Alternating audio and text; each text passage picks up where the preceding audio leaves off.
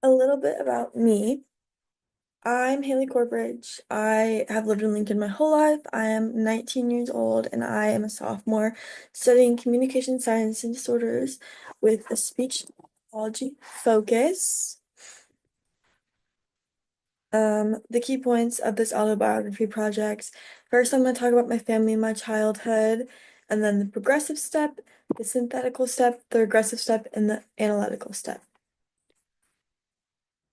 First, about my family. So, on the far left, that is my dad. His name is Eric. He works on avionics in Duncan Aviation. Growing up, I was always at the hangar and like meeting his friends and stuff. And I think that was a big part of my childhood. My mom, her name's Laura. She's a physical therapist at Bryan West.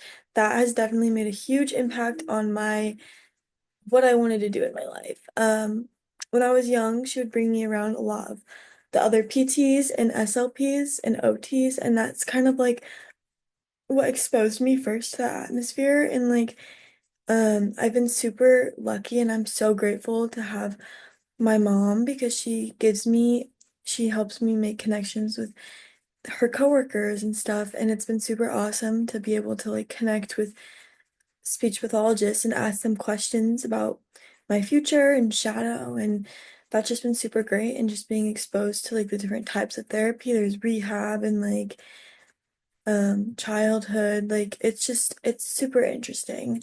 And then on the far right, that is my brother. He is a senior at Lincoln Southwest High School, so I'm the oldest kid, and like he's always kind of looked up to me, and there's the pressure with that and just achieving. And yeah, we're also a huge Disney family. We are in Disney in this picture, and we're going again this summer, so I'm super excited for that. But anyways, um, more about my childhood. So I grew up in Lincoln, Nebraska, like I said before. I have grown up always loving kids.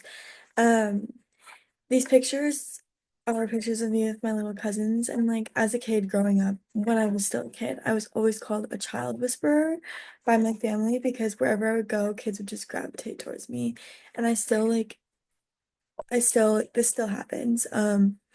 I started babysitting when I was 12, which at the time I thought it was so grown up, but looking back at pictures now, I was a child myself. And I don't know, I grew up around kids, basically. I'm the oldest cousin, oldest sibling. I've always babysat, been around cousins, and just I love kids. But I also grew up dancing. I danced through kindergarten to my senior year of high school. There's a picture of me when I was like probably 6 or 7. And then as a kid, I loved technology. It was so fun. Like the games, like me and my brother had those little leapfrogs and like the Wii, like that stuff was great. Like I loved playing games with technology when I was young. It wasn't like obviously as advanced as it is now, but I remember playing little like education games on my leapfrog in the car. And yeah, I also have always like wanted to help people. I think that's kind of just been something with kids. Like when I was younger, I always wanted to help little kids, and then helping my mom out around the house, and I've just like always kind of wanted to help. So yes. The regressive step. So this is just my specific educational experiences, and then I'm going to reflect on these events and how they have made me the person I am today. So I started at Cougar Elementary, and then I went to Adams because we moved, which I'll get more into the next slide, and then Scott Middle School, Southwest High School, and now I'm currently at the University of Nebraska-Lincoln. For elementary school, I started at Cougar because I lived up on the north side of Lincoln and we were gonna move. So I went to Cougar kindergarten through second grade, and then we moved to the south side. Um, and I transitioned to Adams Elementary. These schools like looked the exact same. Like on the inside, it was the exact same building, just different buildings. Like it was the exact same design. Um, I feel like that like I don't really think that made a huge difference on me, but it was really hard for me to make friends going to this new school because I didn't know anybody and I struggled with this, and I think this put a huge impact on my childhood and how I grew up and like the way I saw things. Technology when I was in elementary school, I remember having these computer carts towards the end I don't remember as much younger elementary years because that was just a long time ago, but I remember fourth, fifth grade having these big computer cards, and each student was assigned a computer, and we were given a login and a password, and we kept it through elementary all the way to high school. When we weren't using these computers, we had computer class, like it was like a special, so we'd go to another classroom and learn computer coding and typing, and it was just kind of like exposure to technology as a young child. Middle school, though, I went to Scott Middle School through sixth grade to eighth grade. This is when we started using technology more. I remember sixth grade, we were all assigned a Chromebook, and we got to keep this Chromebook through the school year. We returned it over the summer, but we got the same Chromebook back during the following year. Um, we use a lot of Google Classroom. I remember it becoming more of a big thing when I was in high school, but it was still in middle school. We still had paper handing copies and stuff, and the teachers would monitor Google Classroom very closely. I remember also using Class Dojo and just some motivation apps from some of my teachers. We did have computers still as a class where we went into a classroom and they had these big monitors. I remember learning how to type in middle school and fully learning how to type in elementary was just kind of an intro. But I remember that was a big part of technology in middle school was learning how to type. And it's crazy. You don't think how like useful typing really is, but typing is very important in the world we live in today if you want to be efficient with technology. And then high school. I went to Southwest all 4 years. It was kind of the same thing technology wise. I feel like we were more independent just because we were older with our computers, but it's just Google Classroom. There was these Chromebooks were monitored by the schools, so there were a lot of websites that were blocked because it was a LPS computer. Um, some of those websites like it made sense, like it was like games and stuff, but I feel like some things were blocked when they could be used to your advantage, but kids kind of use and abuse those things, such as like AI and stuff like that. But um, yeah. Okay, next is the progressive step. So this is about the future education I see with technology. My near future, I'm going to finish my college education. Like I said, I am a sophomore, but junior standing in my undergrad of communication science disorders. Um, I only have 3 semesters left in my undergrad, which is crazy. I feel like I just started. The classes I have left are my major specific classes, so speech pathology classes, and then one more gen ed, which is genetics. I've finished all of my teaching classes, all of my other ACE classes, which is crazy to think that I'll be getting more into the things that interest me, and I'm super excited for that. I continue to plan to do shadowing. I think shadowing is a great way to expose myself to the actual profession of SLP, and there's so many different atmospheres you can be in when you're as an SLP, so it's really cool to see it hands-on. I've also been involved in research this last semester. I helped out with a research project, and I think I'm going to get more involved with a couple more research projects over the summer that I'm super excited about. No for sure on those, but I know one of them has to do with AACs and AI, and that sounds really interesting. So, especially with this class, I feel like I have a new interest for AI and AACs stemming from this class. And then after I finish, my undergrad, I will graduate with my bachelor's in communication and science disorders and a minor in education, which I'm super excited for. After that, um, I plan to go to graduate school and get my CCC and SLP. I have 2 years of graduate school and externship. I don't really know for sure where I want to go as of right now. I haven't really started looking, but UNL seems like my top option, but I want to have my options open as well. I plan to use technology as a student to further my learning and education, just to continue what I'm doing. I feel like I found a good way to use technology and use it to my advantage, and yeah. Technology goals. So as an SLP, I want to help clients achieve their goals efficiently and make sure they feel confident in their skills.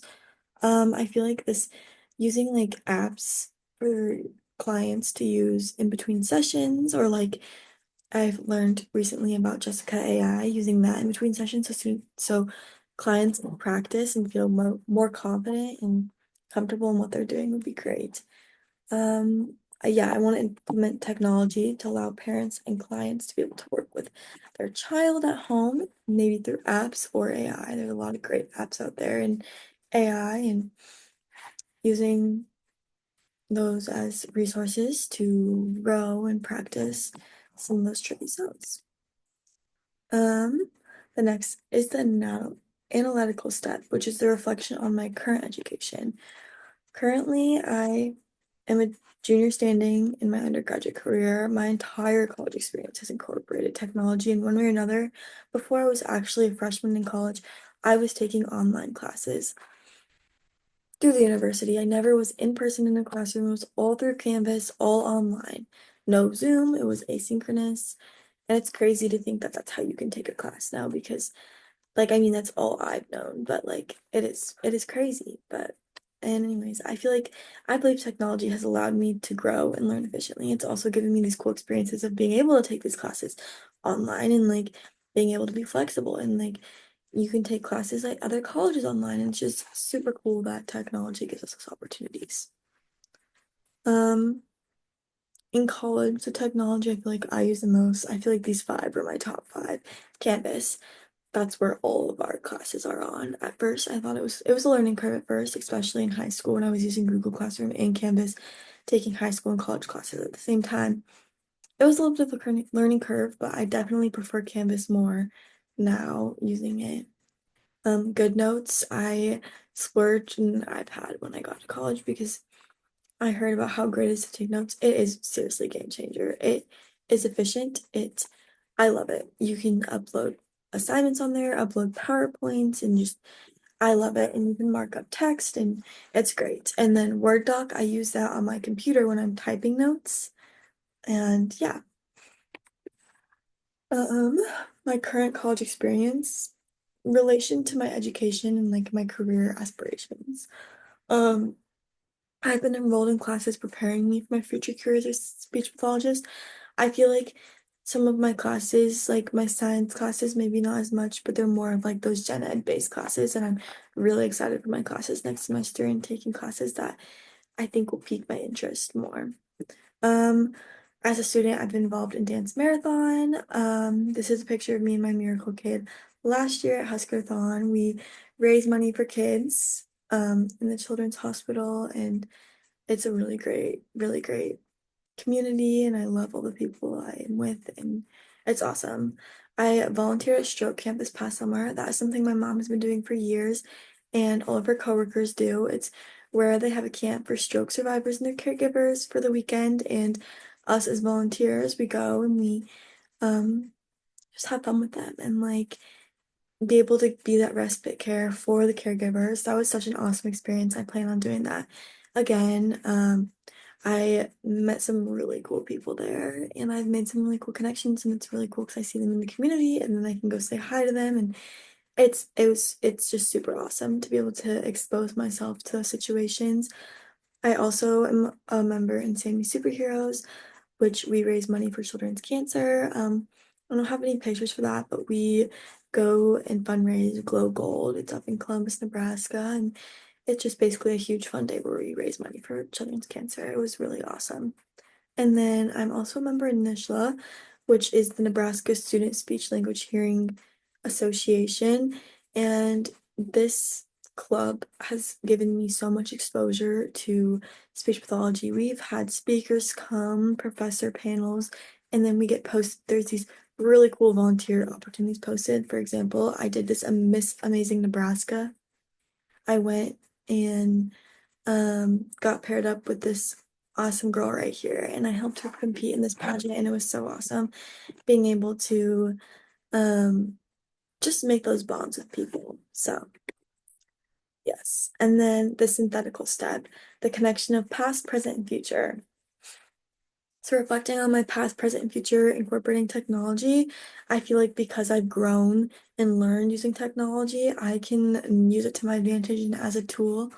And it's not like I have to learn how to use technology. It's like I learn with technology, and I think that's awesome.